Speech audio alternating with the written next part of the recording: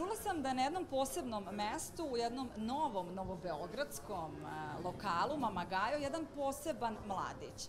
Onaj koji je zaslužan da se posle 38 godina zlato vratilo u Srbiju. Jovan Nikolić, bokser u konačno, dakle, olimpijskom sportu, boksu, na evropskom prvenstvu, imao je svoj put, a taj put ga je vodio na zlatan tron. Čestitam i hvala ti za ono što si doneo Srbiji. Hvala na lepim rečima. Sve je bilo baš kako si rekla. Sad ćemo malo više o tome da pričamo. E pa ovako, dakle, ti si novo lice, ali neko ko ima dug staž u profesionalnom sportu. Hajde da se fokusiramo na to kako je došlo do zlata na ovom evropskom prvenstvu i kako danas gledaš na to i da li si ponosan na sebe i na koji način? Da, sad kad gledam ovo iz perspektive kad sam tek krenuo na boks, dugo je to trajalo sve, a opet mi neko previše brzo prošao taj put. Bio je zaista težak. Posle 3 godine bavljenja boksom došao sam na evropski vrh.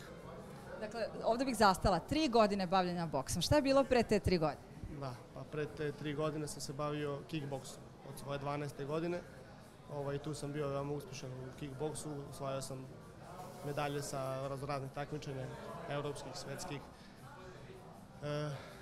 Čak sam bio i jednim delom ušao u profesionalne vode. Imao sam 8 borbi, to sam sve pobedio i onda sam se odlučio da pređem na boks. Tako da je to baš bio veliki šok za sve, ali eto, ja sam bio istrajan na tom putu i bit ću i dalje. Da li se sećaš tih 5 borbi, je li tako? 5 je bilo. I da li si znao da će taj šampionat biti tvoj? A da vam kažem iskreno, u početku nisam uopšte verovao da ću ikakav rezultat napraviti. Iz razloga jer sam imao prelom šake.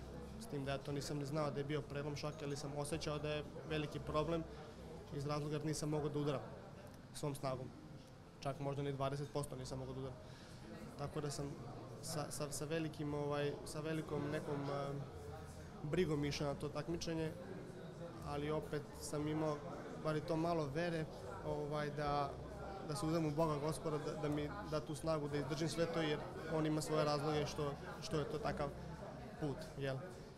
I onda tek kad sam pobeđivao meč za mečom, tek sam onda video da u stvari to može da izađe na kraju na dobro.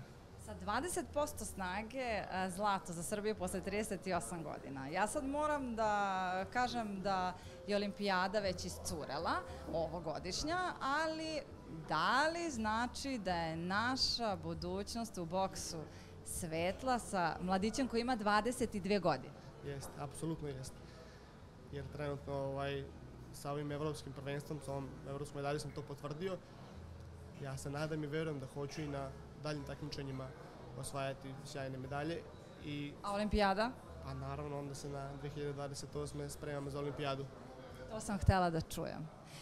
I evo sada bih iskoristila priliku da ti dam prostor, da kažeš nešto više o boksu kao takvom i šta bi poručio svima onima koji te sada gledaju, koji još uvek ne znaju za tvoje uspehe, ali ajde i tebe malo da stavimo po strani, nego da se fokusiramo na boks. Šta je to što je boksu potrebno u Srbiji sada, kad imamo dobar temelj?